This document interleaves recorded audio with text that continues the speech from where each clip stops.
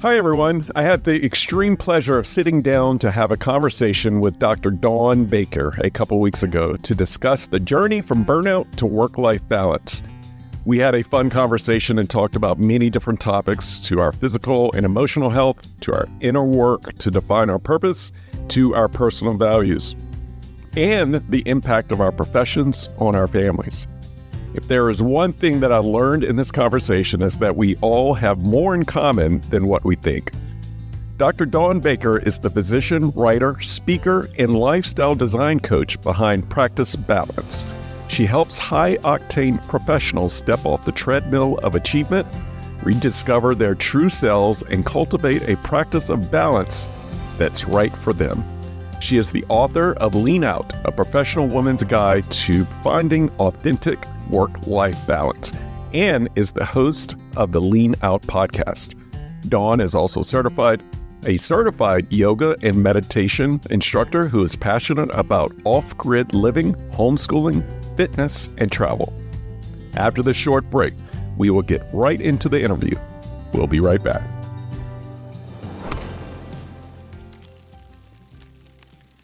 You are listening to the Work-Life Eubiosis podcast with your host, Charleston Edwards. If this is your first time here, welcome. My goal is simple: to eradicate burnout and to bring harmony, purpose, and balance to this world, starting with the family. My hope is that this show and the story shared will provide encouragement and ideas that will be valuable to you on your journey to work-life freedom. So let's dive in to today's episode. Hi, Dawn. Welcome to the show. Why don't you tell the audience about yourself? I am a physician. I have been out of my training for 13 years, and my specialty is anesthesiology.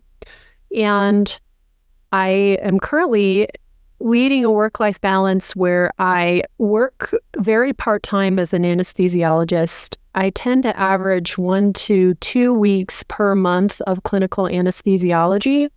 And then the rest of the time, I am doing my non-clinical business, which is writing, speaking, podcasting, and coaching for women professionals. And then also doing the homeschooling and homesteading, because in the last few years, my family has made a big move to a rural alpine homestead. And so there are, as you can imagine, lots of projects to do. And we have a garden, we have chickens, we have lots of water projects, things like that. So that's what my work-life balance looks like now. But I will say that it's been a huge evolution from when I started. I was an engineer in my early adult life, and I craved finding a job that had a little more freedom and flexibility. And ironically, I went into medicine because a lot of people that are in medicine don't find it to be very flexible. However, I saw it as something that could give me location freedom and time freedom if I chose the right medical specialty. And so I went to medical school with that in mind. But I got lost on my way to that vision. Now I'm back to that vision. But in the middle there, what happened was I really got stuck on the treadmill of achievement. That's what I call it, which is that someone tells you you're really good at something, or, you get certain accolades, you have certain achievements, and all of a sudden you need more and more and more in order to get that same dopamine hit, that satisfaction. And I was in my specialty training for anesthesiology, and it became clear that I was very adept at a certain niche specialty in anesthesiology that has engineering background. Basically, it has to do with ultrasound and echocardiography. And so I started doing research in that area and got pretty crazy on that train. And if I had continued on that, it would have pegged me to be in that same geographical constraint type of a situation that I felt like I was in before I even went into medicine. But I was on that path and started to experience symptoms of burnout. And at the same time, had a major health scare. And it turned out that some of my symptoms were not just burnout, but they were a full-blown brain tumor that was causing compression of my optic nerve, causing me to have all sort of hormonal disruptions and a very deep depression. And so I had that operated on, and that was the wake-up call I needed to go back to the basics and go back to my original vision for my life. And I ended up not doing that very subspecialty path in anesthesiology and ended up just doing general anesthesiology for a number of years, and then have just designed my life through the time period of having a child and changing geographic locations, moving with my family, and working a little bit less and a little bit less to the point where I am now. Wow. What a story, Dawn. You had mentioned that you were seeing signs of burnout prior to the health scare. Can you give a little bit more detail of those signs that you were seeing? Yeah, well, as you know, burnout has a constellation of symptoms of things that you experience, and some of them are related to energy management, like fatigue, sleep disturbance, having difficulty regaining your energy. So I have those, but they also can be attributed to having cancer. Then I had definitely some of the psychological symptoms like depersonalization and a feeling of reduced effectiveness and efficacy at your job. And I was suffering academically. So that was the first time that had ever happened to me. And I think it was related to the hormonal situation that I had and some of the things that were going on inside my brain. But at the same time, it was also situational, because in medicine, there's just a lot that you have to know and a lot that you have to do. And one of the main things that I think is a real contributor to burnout for us in medicine is a huge loss of the feeling of control. And I had that. It feels like your schedule is not your own, and that you never really have a moment to regain or a moment of free time, because you just don't even know when you're going to go home each day. And that makes it hard to even like schedule a doctor's appointment. I delayed my own medical diagnosis because I was too busy to get some of the tests and things that were recommended to me when I was having problems. And so that's part of the issue as well. Wow, that's phenomenal. And, similarly, part of my health scare first started from a mental perspective and having the panic attack. And then in 2020, I just realized that I had some gut issues as well. And with the high demand stress, it was just magnifying other issues that was happening. Yeah. And it's interesting that you point out the physical manifestations. I think with burnout, that's part of what can be experienced, but then there are these other psychological things. And so all of them are very non-specific. You can attribute them to many different things. You can just be like, oh, I'm gaining a little bit of weight because I haven't been eating as well, or I've got insulin resistance because I'm getting a little older, or something like that. Right. And so that's why for some people, it's really, really hard for them to realize that they're experiencing burnout. I agree, Dawn. There is definitely a physical response that we have to be attentive to, but there's also a family impact. At the point of my burnout, our family actually rallied together by doing a retreat, and that retreat was about redesigning how we are doing life. My wife and I actually make it a practice to retreat a few times a year now to align our values and our priorities for the year. And during the pandemic, we discovered the importance of making a mission statement for our family and then using this mission statement to create a rhythm, not only for our business, but for how we were going to be present with our kids. So I'm wondering, what does life planning and family planning look like for you? Yeah, I love those things. You guys really sound a lot like my husband and I. And we are a little bit less on the planning front. I would say we do all of those same things, except that we don't really have any formal meetings or quarterly times where we map it out. It seems to be something that we discuss on an ongoing basis organically. And I think we've just always been that way. I know that the meetings and doing like what people call money dates or planning, like family planning dates with spouse is very, very helpful for so many people. And I definitely recommend it to clients. But in my own life and in my own practice, I don't know. It just seems like there is another way. And it's just kind of more of an organic process that is revisited on maybe a weekly or a monthly basis, depending on what it is you're talking about. And you're right. Those conversations can be stressful. It's like having a business meeting at home. And when you talk about finances and schedules, those are two very high touch subjects for a family. My recommendation is mix pleasure in with that business, those business conversations that take time to unplug, take time to enjoy each other. And intersperse these goals and dreaming and budget conversations, time budget, money budget conversations into some of that pleasure as well. This episode is brought to you by Own Your 5 to 9, an organization committed to freeing families of the rat race and burnout. Every organization has a leader, mission, and a set of values that drives the organization. But this is commonly missed in the most important organization in the world, the family. An organization has one mission for how it will impact the world. Why not the family? An organization goes into strategic planning routinely to align its values, mission, and projects. Why not the family?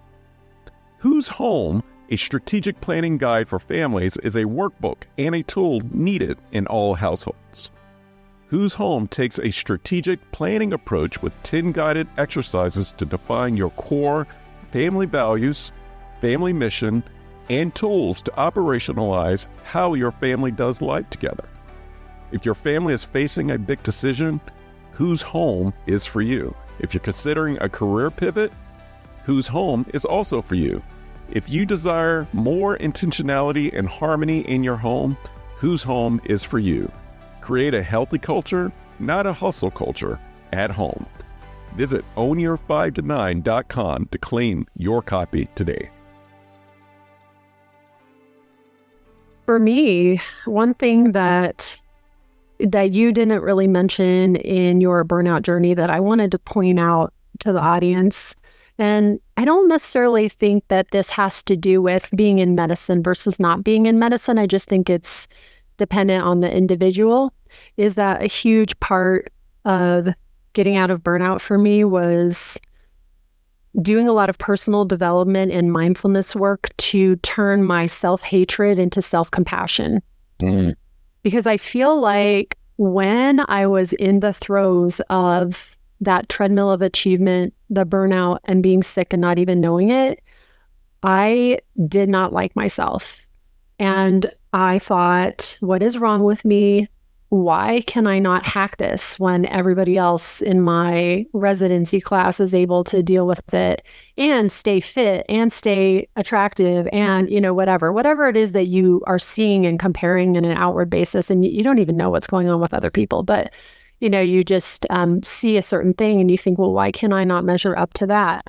And I remember just feeling that feeling of, I don't like my life, I don't like myself, and those sort of things. And it really impacted my relationship. And for a little while, my marriage suffered. And I was going through this burnout when I didn't have a family. I was married, and we had been married for several years, but we didn't really know if we wanted to have a child or not. I think we were still in that stage, at least I was, of kind of like, are we going to stay together or are we going to not? Are we going to go our separate ways? And a lot of it was my own lack of self-compassion and lack of self-awareness. that was driving that. And so I had to work on doing a lot of journaling, really, a lot of reflection, and developing self-compassion through mindfulness practices, through trying different meditation techniques, through gentle movement, and taking myself out of the go, go, go, athletic, I have to work out type mode, which is what I had been in as someone who was an athlete as a young adult. And so that was really pivotal for me. And I also echo what you said as part of your journey, which was number one, having some downtime, whatever that looks like for you, but extended period of downtime. And then also revisiting and looking at your values and trying to figure out what your core values were. So I did both of those things as well. From an identity perspective, was part of your journaling and reflecting, was it going back to identifying who you were at the core? And I preface that with the fact that we do live in a society where our identities are typically attached to what we do or what we have achieved. And was part of your work getting back to answering that question of who are you, regardless of their achievements? Yes, 100%. And I'm really glad you brought that up. This is something that I talk about over and over in my work. In fact, just before we got on this recording today, I was finishing up a podcast, my takeaways from an interview that I had recorded, a couple of weeks ago with someone. And I was talking about how one of my takeaways was the idea that you are not your achievements, you are not your board scores, you are not your grades, you're not your job or your salary, all of those things. And yes, I had to learn that. And one of the things that really turned me on to understanding that is reading Eckhart Tolle's work. And I had read it before I had my health scare and my burnout crisis, but it was like I had kind of forgotten. It had gone into my brain and it was just sitting in the background and I wasn't paying much attention to it.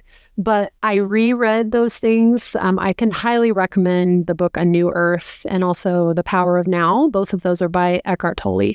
And they talk a lot about, for instance, we'll just give another example. If you're a supermodel and you were to get burned, does that make you a less worthy person? Somehow, all of a sudden, your identity of being this, quote, outwardly beautiful person or being a model, getting paid for the way that you look, that is stripped away from you in a second.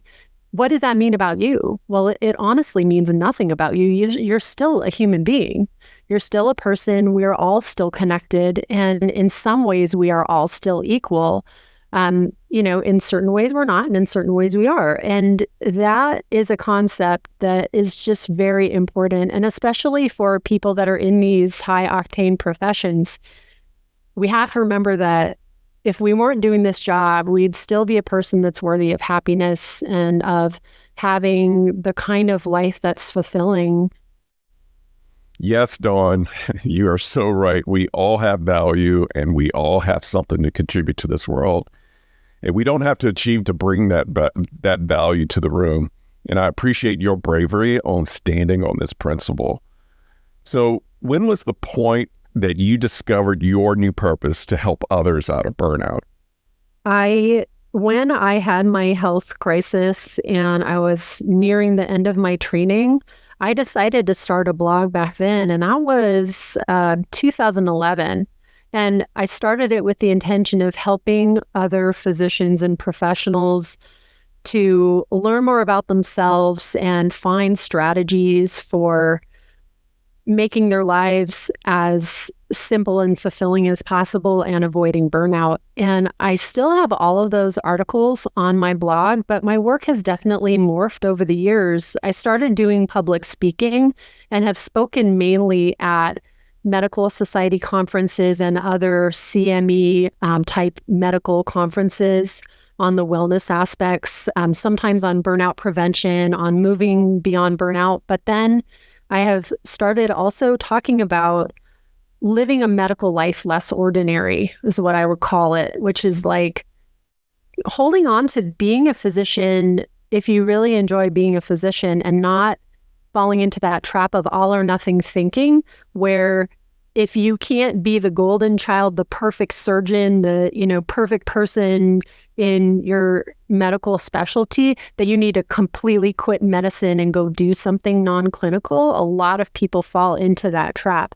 And I'm living that example of working part-time per diem as an anesthesiologist, still doing the clinical work I love. And I love it even more because I'm not doing it too much. And then doing other things on the side that I really enjoy. And so I do that. And then I added in 2020 the coaching arm of my business. And I coach mainly female professionals that are stuck on the treadmill of achievement and want to find their own unique work-life balance through learning more about themselves and gaining the confidence to ask for what they want and to even just know what they want, because a lot of times they haven't really thought about it for many years. And so now I have a book on that subject, and it's called Lean Out, and it's a refutation of that book, Lean In by Sheryl Sandberg. But the byline of the book is A Professional Woman's Guide to Finding Authentic Work-Life Balance.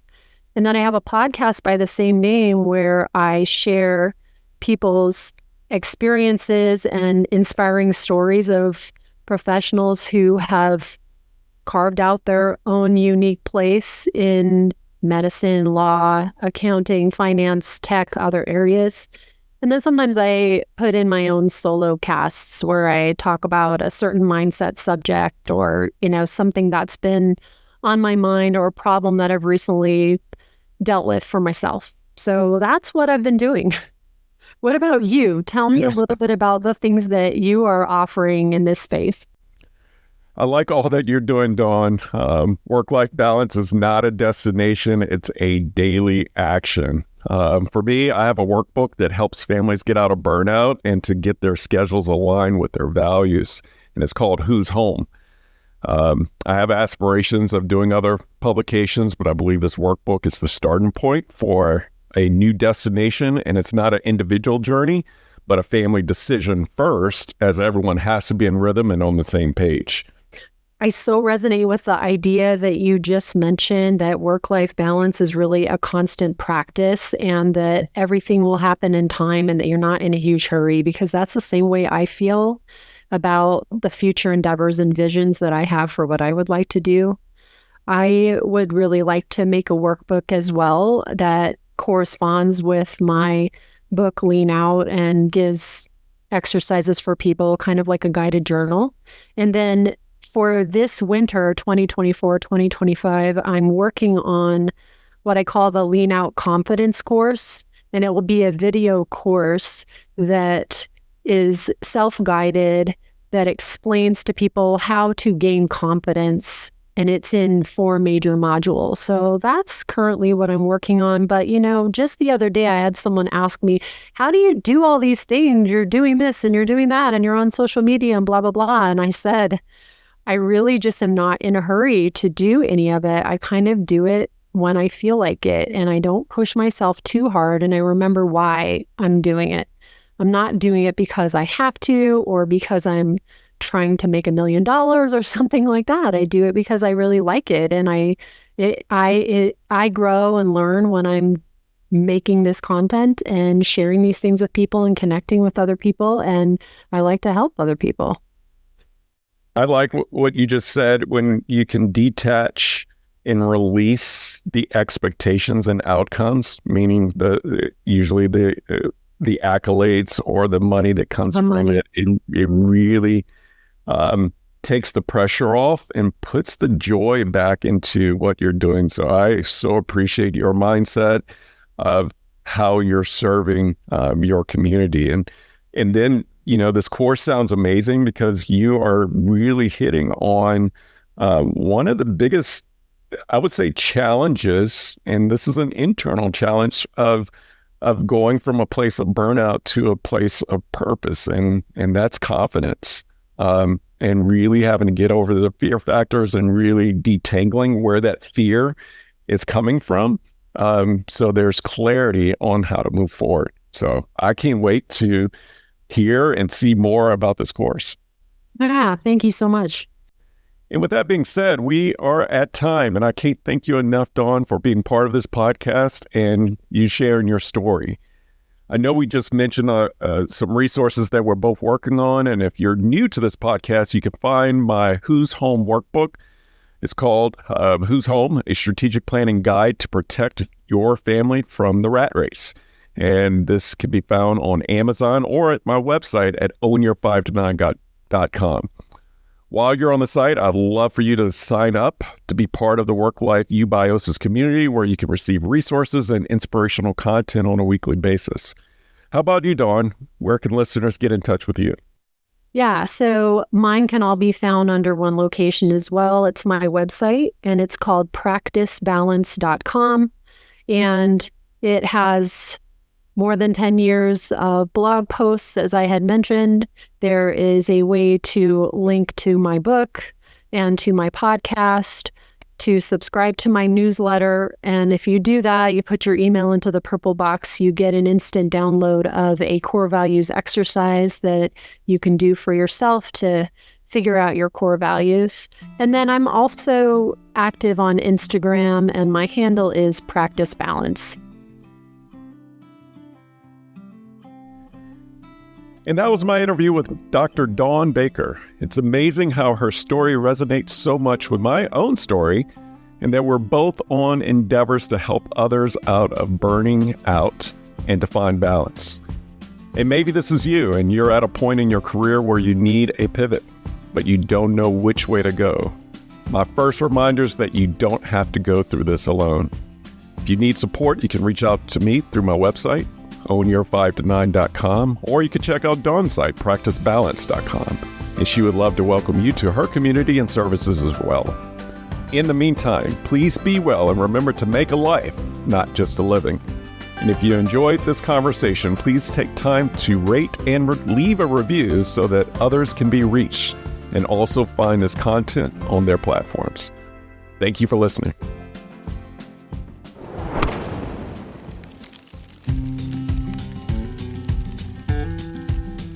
Thank you for listening to the Work-Life Eubiosis podcast, part of the Work-Life resources created by Own Your 5 to 9. I hope that you have found encouragement and a few ideas to strengthen your journey to purpose, freedom, and balance. Have you overcome burnout and found a new way of life? Millions around the globe are still at the risk of burnout and losing it all. And your story may be the one that sparks not only a dream, but action. Visit ownyour5to9.com for more information and submit your story. While you're there, join the Work-Life Eubiosis newsletter and receive additional resources weekly right to your inbox. If you enjoy this podcast, take time to subscribe, rate, and leave a review. Share it with a friend or loved one. Remember, the most important organization in the world is the family. Let's do our part to strengthen it. Thank you for listening.